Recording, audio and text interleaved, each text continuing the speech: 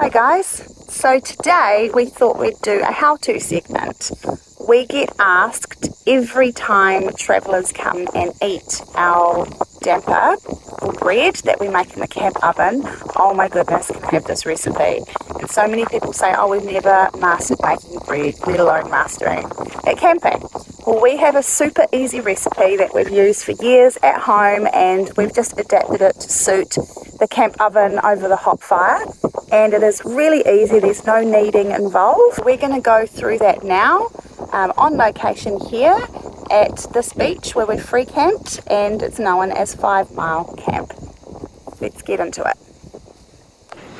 Okay, so the first thing I should do is I've got to get credit because this isn't actually wasn't originally our own recipe. This is a recipe we got out of a bread book. I'm pretty sure it was Alison Holst a bread recipe book that we had years and years ago, and we've just used it ever since. So I'm remembering it, and I'm not sure if we've probably modified some of the amounts. We might not have, I'm not sure, but the original recipe was theirs. Okay, so the first thing that we do is we use 2 cups of water. If you're somewhere tropical or warm, it can just be straight out of the tap. If you're somewhere cold, try and use slightly warm water. Don't make it too warm or it will hamper the activity of the yeast, but you definitely want to make it warm enough that the yeast has time to activate. Okay, so we've got 2 cups of tepid lukewarm water. Okay, now we're going to use yeast. I'm going to use 2 teaspoons of yeast in this recipe. We're in Aussie, so we're using these yeast sachets that come with a bread improver. They're actually an active yeast. I prefer to actually use the Edmonds Shore Bake yeast at home in New Zealand, but I haven't seen any shore bake style yeast here, so we're just going to use this active yeast. These are 7 grams, so I just do 1.5 of these sachets roughly. Okay, and we sit it there, we stir it in, okay, just a quick stir, smell the yeast already, okay, and then we add our oil and salt. Now it's 2 tablespoons of oil. You can tell I'm not particularly accurate. 1, 2. Okay, I think the more oil you have, the heavier bread you'll have, so you probably don't want to overdo it. Okay, and then we want 2 teaspoons of salt. So I'm just tipping 2 teaspoons of salt in. My salt is, now that we're back into the hot top end, it's starting to get a bit clumpy. A little bit for luck. Okay, so we're just stirring all of that in to a big mess.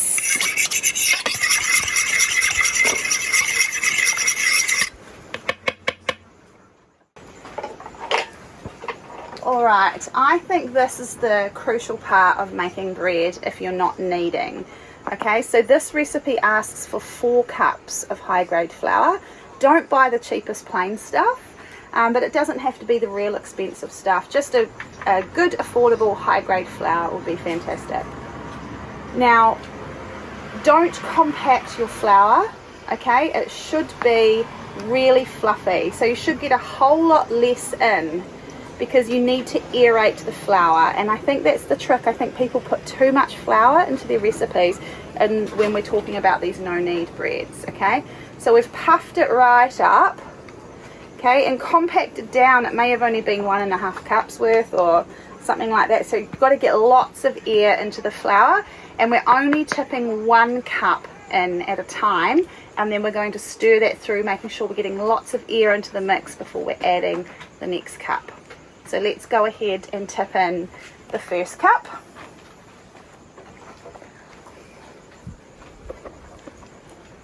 Okay, so we've got 1 cup there, and we are simply stirring it in. I like to use a fork at this point just so we're getting lots of air into it. It can be lumpy, you can see there's plenty of lumps there. The lumps don't matter at this point in time, okay? So that's 1. Now we're going to add the next one in, sprinkling it all around, making sure you're keeping it really aerated. Stirring that next one in.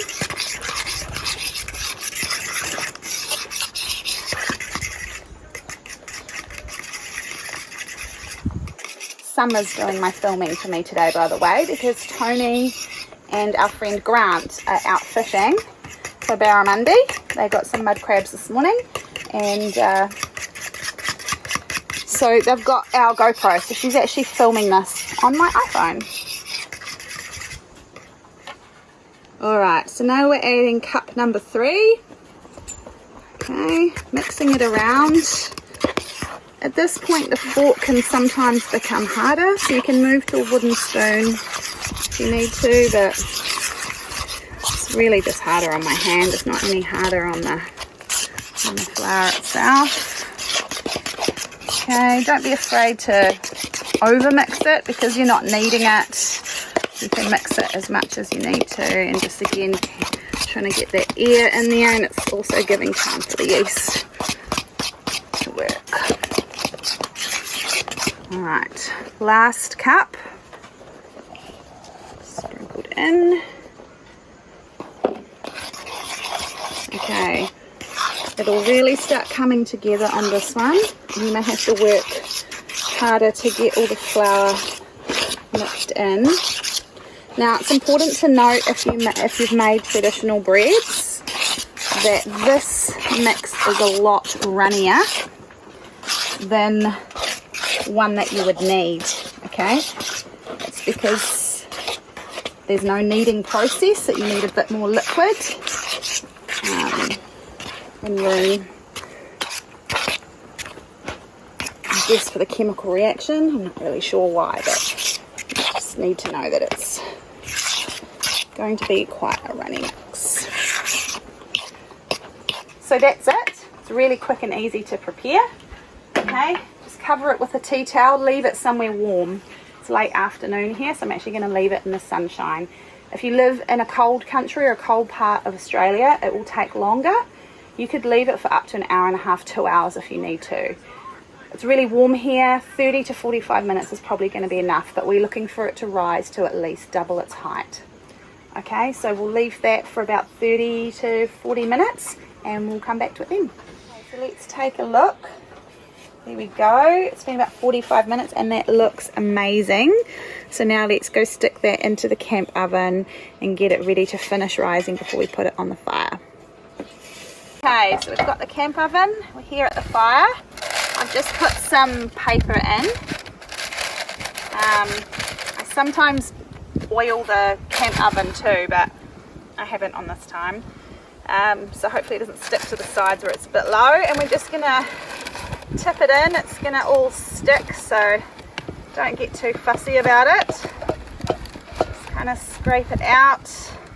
I try to keep it in one big wad if I can.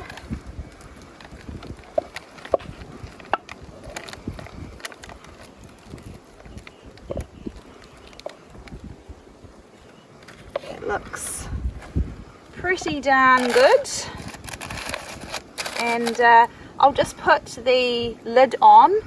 I'll just oil the lid because normally what happens is it will do its last little bit of rising sometimes and touch the lid, and then it'll all stick and then it's really hard to clean. So I normally just spray the top, so if it keeps rising and touches it, I can clean it without too much fuss, and then we'll put it into the fire. Alright, so the trick is, this comes from my stepdad Paul, that you've got to be able to hold your hand over the embers for 6 seconds. So 1, 2, 3, 4, 5, 6. Shit, that's hot. Okay, so yep, that's how we gauge it. 4 seconds isn't enough, it's got to be 6. Okay, and I'm just going to put it on. I'm going to turn it maybe every 5 minutes or so, just because it's obviously hottest closer to the fire. Don't want any naked fire on it, so I'll just keep spinning it. With a loaf this size, we've been doing around 25 to 30 minutes, and the last 10 minutes we're going to pile ash on top so we get a nice golden brown top.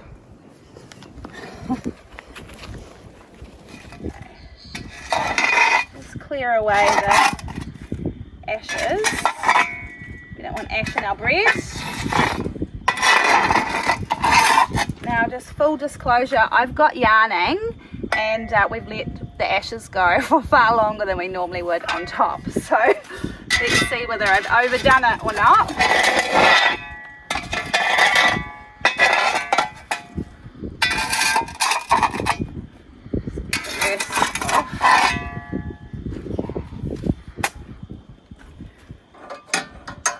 Moment of truth. Oh, looks pretty good. Now, looks awesome. Got a nice hollow sound. Just plate there.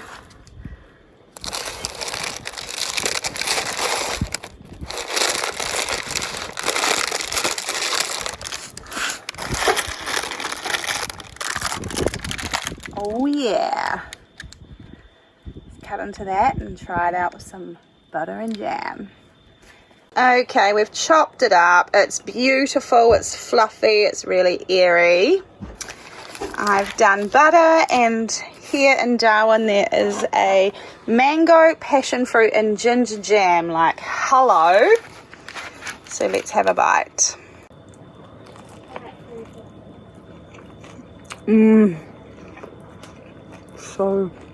So good. The boys better hurry up and get back from fishing, or we're going to have annihilated it. Well, that's a wrap, guys. We really hope you give it a go, and we'd love to hear in the comments about how your bread turned out. Be sure to flick us through any questions if you have any. We're more than happy to respond. As you can see, the boys did show up shortly after with an awesome haul of barramundi. They were absolutely stoked. We also had an awesome haul of mud crab, but both of those are for another episode, so you'll have to like and subscribe to catch up with the fishing action for that one. Catch you on the next one.